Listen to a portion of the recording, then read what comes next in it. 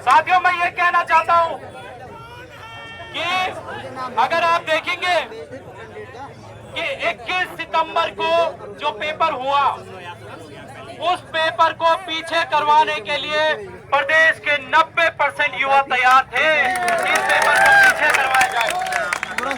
लेकिन साथियों, हमारी टीम उत्तराखंड बेरोजगार संघ मरतोलिया जी के पास 3 बार जाता है, इस पेपर को पीछे करवाइए 3 बार।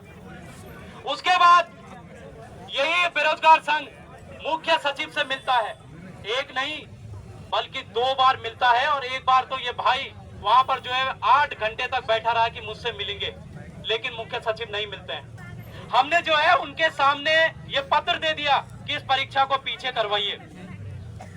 इस प्रदेश में आपदा आई हुई है, आप कैसे जो है बच्चों को खतरे में मोल कर आप जो है उनको सेंटरों तक भिजवा रहे हो। लेकिन साथियों, हमें ये नहीं पता था कि ये जो जोर जबरदस्ती हो रही है, इस पेपर को पूरा करवाने के लिए जो जोर जबरदस्ती हो रही है, उसके पीछे कहीं ये सारी चीजें तो नहीं थी। ये चीजें अब पता चल रही है साथियों कि इस पेपर में ये सारी चीजें हुई हैं। साथियों, जब हमने उत्तराखंड खुद हमने और हमारी टीम ने, जब हमें ये पता चला कि हाकम का साथी जो पंकज गौड़ है, वो पंकज गौड़ जो है 15 लाख रुपए में पटवारी का पेपर, स्नातक स्तर पेपर को 15 लाख रुपए में लगवाने की बात कर रहा है युवाओं से, ये हमें पता चला। हमने क्या किया कि अपना एक साथी हमने तैयार किया। उस साथी को खुद हमने 2 दिन प्रैक्टिस करवाई। 2 दिन हमने ये प्रैक्टिस करवाई उसे कि आपको कैसे कैसे बात करनी है, आपको कैसे डील करनी है। फिर उसने साथियों जो डील की, उसमें पंकज गौड़ का अगर ध्यान से आप शब्द सुनेंगे, जो कल कॉल रिकॉर्ड भी हमने दे दी थी, पूरी वायरल करवा दी थी, उसमें आप जो है जरा ध्यान से अगर आप सुनेंगे तो उसमें पंकज गौड़ कह रहा है साथियों कि तुम एक काम करना, अब नकल के तरीके बदल गए हैं। ऐसा पहले होता था कि पेपर, ध्यान से सुनना साथियों, वो कह रहा है कि अब तरीके बदल चुके हैं और जो है तुम गोले छोड़ देना और तुम्हारे गोले हम अंदर से भरवाएंगे। ये कहना था उनका कि हम अंदर से भरवाएंगे। अब एक बात समझ में नहीं आ रही है कि ये गोले अंदर से भरवाने वाला कौन है।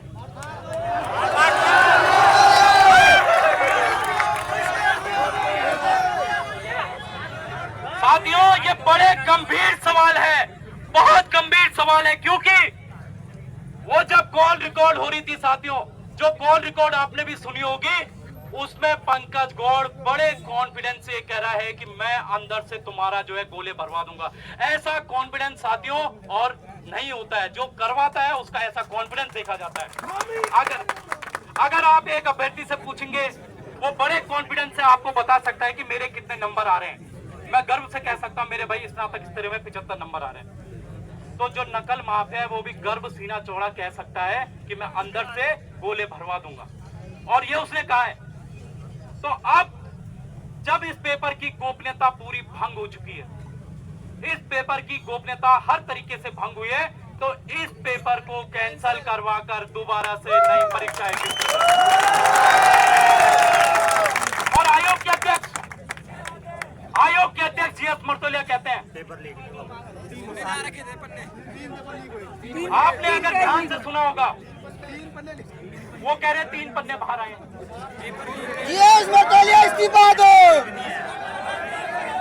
जीएस मरतोलिया इस्तीफा दो। समझिए कि अगर 3 पन्ने बाहर आ रहे हैं और उन्होंने कुछ ही घंटे में ये भी जांच कर दी कि सिर्फ 3 ही पन्ने बाहर थे, ये इधर उधर नहीं गया, ये भी जांच हो चुकी है। मतलब हमारी उत्तराखंड पुलिस, हमारा एसटीएफ, हमारा प्रशासन इतना तेज हो गया है कि उन्होंने जो है कुछ ही घंटों में ये भी जांच कर दी। आयोग के अध्यक्ष को बिठा दिया, एसएसपी भी बगल में बैठे हैं, सब बगल में बैठे हैं और ऐलान कर रहे हैं कि कुछ नहीं हुआ है, 3 पन्ने बाहर हैं बस।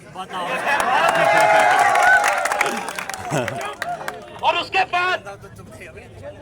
बाद आप प्रदेश के युवाओं को रोकते हो कि बाहर मत निकलो, धारा 163 है, सब में मुकदमे हो जाएंगे, ये आप कह रहे हो।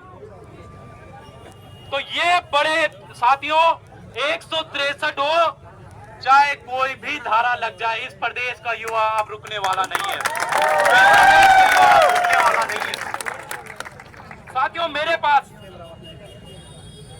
एक आर्या इंटर कॉलेज है रुड़की में।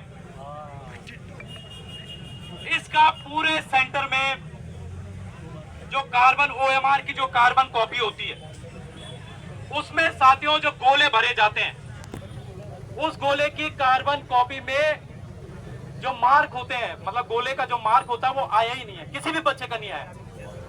अब आप इससे समझिए, अगर मैंने कार्बन के गोले भर, मैंने जो ओएमआर है उसमें मैंने गोले भरे हैं, तो कल अगर मैं इसकी वो निकलती है, आंसर की अगर निकलती है, तो मैं कैसे पता करूंगा मेरे कितने नंबर आए? तो कहीं ये जो पंकज गौड़ बात कर रहा था, ये वही खेल तो नहीं है?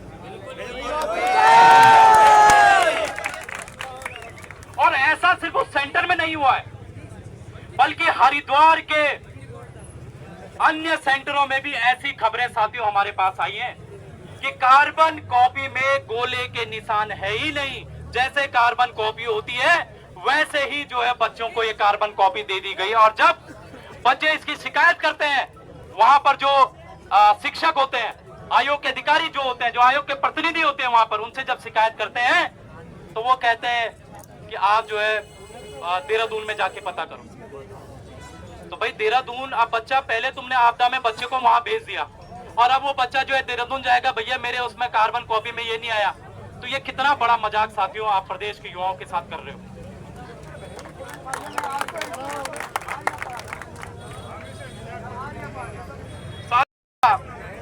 अगर आप देखेंगे कि देहरादून, ऐसी भी सूचना है कि देहरादून का दुधली सेंटर, देहरादून के दुधली सेंटर में ऐसी जानकारी हमें पता लगी है, और उस बच्चे को भी, जिसने हमें जानकारी दी है, उसको भी अगर सामने लाना है तो वो भी हम सामने लाएंगे। उस बच्चे का कहना है कि 10:30 बजे से वहां पर पेपर शुरू हो जाता है, और पेपर की टाइमिंग कितने होती है, और वहां पर कितने बजे शुरू होता है, कितने घंटे मिल गए वहां पर, यानी किसी को 2.5 घंटे मिल रहे हैं और किसी को 2 घंटे मिल रहे हैं। तो ये कहीं ना कहीं साथियों ये अवसर की कमी लगती है। यहाँ पर भी जो है इसकी भी जांच होनी चाहिए, और इसकी जांच की मांग भी हम करेंगे। इसके अलावा साथियों अगर आप देखेंगे तो कई और सेंटर है, जैसे लिम्बस एकेडमी है, विद्या मंदिर सीनियर, ये सारी चीज हम उनके पास जाएंगे, जहां पर हमारे पास और भी चीजें आई हैं। कहीं पर पर्ची की सूचनाएं मिल रही हैं, किसी के पास पर्ची थी, कहीं पर जैमर खराब थे। और सबसे बड़ा सवाल तो ये है, जो पेपर बॉबी भाई के पास आया 11:35 पर, अगर ये कह रहे कि हमने हर जगह जैमर लगाए हुए हैं, जैमर, तो फिर उस सेंटर से व्हाट्सएप के माध्यम से वो पेपर बाहर कैसे आ गया, अगर जैमर आपने लगाए हुए थे तो? ये बड़े सवाल है और बड़े गंभीर सवाल है। इसकी ये जांच नहीं करेंगे, ये सिर्फ और सिर्फ जांच करेंगे बेरोजगार संघ की, कि बेरोजगार संघ के पास ये सबूत कहां से आ रहे हैं, ये सिर्फ इसकी जांच करेंगे। अरे बेरोजगार संघी तो तुम्हें सब कुछ दे रहा है, वरना तुम्हें देगा कौन? तुम्हारी खुद की तो नहीं है इतनी समझ जो तुम अपना जो है वो कर रहे हो। अगर साथियों आज बेरोजगार संघ 2022 में नहीं होता जो बॉबी भाई ने किया, तब भी ये चीजें उजागर नहीं होती।